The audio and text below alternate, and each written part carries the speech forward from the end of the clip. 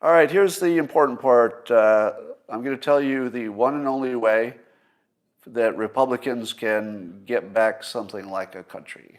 In other words, how can they get out of the wokeness cycle? How do they get out of the end of free speech? What would be a strategy that the Republicans can use? Strategy they're trying to use is the hypocrisy argument. You just saw me use it right now. The hypocrisy argument, Lindsey Graham also has used it. He says, if you want to end the violence, end impeachment. Now, Lindsey Graham, I would say a credible person, even if you don't agree with him. He's a credible person who understands the world. He has just stated to Democrats that pursuing impeachment will incite violence. They did it anyway. Now, does the hypocrisy claim move the needle? Does it solve anything? No. Claiming hypocrisy and blaming somebody of being a hypocrite has no persuasive power. It has no political weight. Nobody in the history of the world has ever won an argument or changed anything because of claiming, even accurately claiming, hypocrisy on the other side. It's a complete empty strategy. It can't work. It's worth noting, so you shouldn't ignore it, but don't think it's some kind of a strategy. It's not going to change anything. If you want to change something, I believe we're down to one choice. And I'm ruling out anything like a coup. I'm ruling out any kind of violence. I'm ruling out all the crazy stuff. If you want to live in a real world with real rules, and you don't want one side to be beating the other side like a seal, there's only one strategy that could work. And I've mentioned this before in the context of my first job as a bank teller. And the strategy is aggressive compliance with the rules.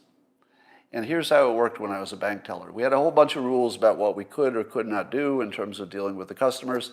So, if they didn't have 2 IDs, you couldn't cash the check. If they didn't bank here, you couldn't do this. If the amount was over a number, you had to get signatures. So we had all these restrictive rules of what you could or could not do. But they were so restrictive that if you actually followed them all, you couldn't do anything. You wouldn't be able to do your job at all. Just every single customer, you'd have to call a supervisor. So you quickly learn to bend the rules when, let's say it's a customer that you've waited on 15 times and you've seen their 2 IDs before. Well, you don't need to ask for the second ID if you've checked the same person and you know them personally because they come to your window all the time. It's like, okay, I'll just check 1 ID. I literally know your last name as soon as you walked up here. Now, would that be a security problem? Obviously not. Obviously, bending that little rule was just good for the customer, good for the bank, good for me. But what happened when I got in trouble for doing some other bent rule? Well, as soon as I got in trouble, I and the other tellers said, it's a good idea. We should follow all these rules. And so I would call a supervisor for every transaction because that was the rule. I wasn't making up stuff. The rule was, I can't do this. I better call it a supervisor. At the same time, all the other tellers in the line were also calling the supervisor for the same reason. There was only one supervisor. What did the supervisor fairly quickly learn to do? Change the rules.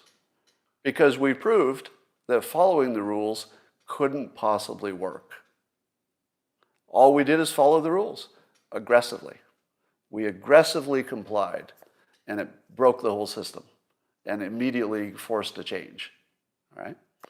Now, the Democrats have said wokeness is important, fairness is important, and freedom of speech should be limited if we can make an argument that it incites violence. Those are their rules. They're using them like a club to beat the living shit out of Republicans. What are Republicans doing in response? Ow, ow, you're a hypocrite. Ow, ow, stop hitting me. You're a hypocrite. Ow, why isn't this working? I keep saying you're a hypocrite, but you keep hitting me. Ow, ow. That's it. That's the whole fucking strategy, is to get hit with a club and say, stop hitting me with a club. The whole fucking strategy is to get hit with a club. That's it. Here's a better strategy.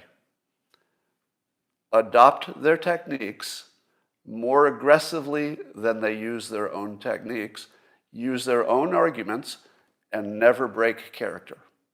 For example, Republicans should, close the entire government down. Don't let any work get done until they handle the important things: wokeness, fairness, and making sure that everyone who incited violence is impeached. That's big work. And they shouldn't do anything else until they get that work handled.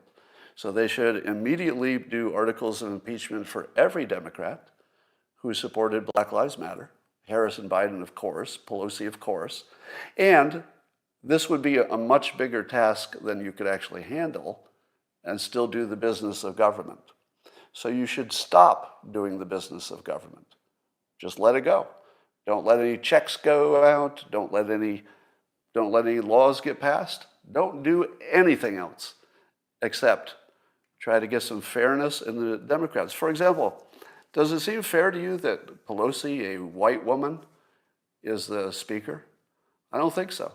I think that there should be a lot of pressure on the Democrats to get a person of color to replace Nancy Pelosi. Why? Because I don't want to live in any racist country where a racist white person can be in charge of the Democratic Party, which isn't even catering to white people. How is that right? Right? So instead of arguing your own side, let's say you're Republican, and saying, hey, how about everybody has free speech? And hey, how about we don't pick ourselves to death over this wokeness stuff? Doesn't work. You need to embrace it harder than the other side until it shuts down the whole government.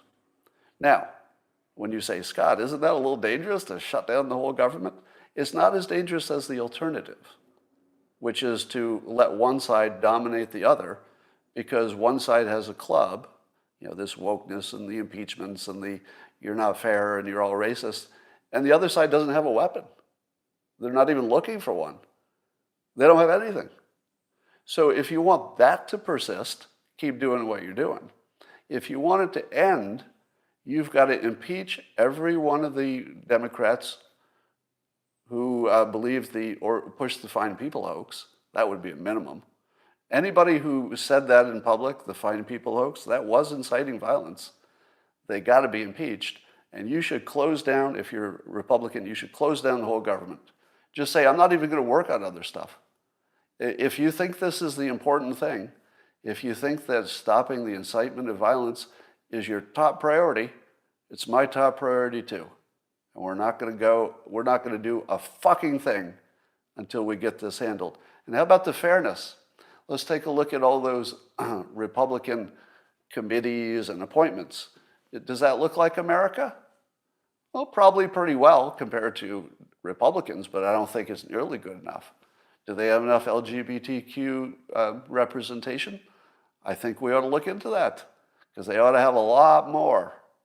I think they ought to have a lot more black people in their cabinet. I think they need a lot more Islamic folks in the cabinet.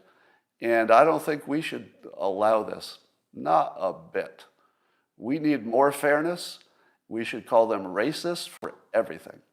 In fact, we shouldn't even talk about it any other way. Every single thing they do should be called racist because it is. Not because it isn't, because it is. What I'm suggesting is no lying, no exaggeration. Just take their own standard and use it aggressively until it closes the government, because it would. And then see if they get flexible. If that doesn't make them flexible, that's the end of the country. And that would be okay with me. Because living under the current situation is untenable, meaning it can't last. It will either push people to violence. No, actually, that's all it will do. It will just push people to violence. So violence is pretty much guaranteed in the current system. So if you tell me, that shutting down the government leads to bad outcomes, I say, yeah, not as bad as the other way. It's the only way that you have actually, some chance that you might be able to fix things. So if you don't see aggressive movement toward impeaching every Democrat who pushed the Fine People hoax, I would say Republicans should not be supported anymore. I'm not Republican, by the way, just for full disclosure. I liked a lot of the things that I thought Trump could do, because I thought he could do some things that other regular politicians couldn't do, and sure enough, he did. The Middle East would be the best example of that. So I feel that Republicans have basically surrendered. Because if all they've got is argument, and all they've got is, hey, stop hitting us with that club, they don't have anything. And I don't see any reason you should back them whatsoever. If they're not willing to fight to get rid of these weapons on the other side, the wokeness and the racism stuff and the fake news and the fake impeachments and the fake incitement of violence and the getting rid of free speech and the banning you on social media, if they're not fighting against that stuff, then everything's lost anyway. So it doesn't matter what else you do. So let's see if some Republicans can get a spine and shut down the government, because I think we're at that point where they just need to do that. Just shut it all down. Because this impeachment is so aggressively offensive to the public. Obviously, some people like it, but it's aggressively offensive in the sense that they're not even trying to do the job of the people, because this wasn't it. This was the job of the politicians, all right? They just wasted all of our time doing something that had no benefit except to what? Their own feelings?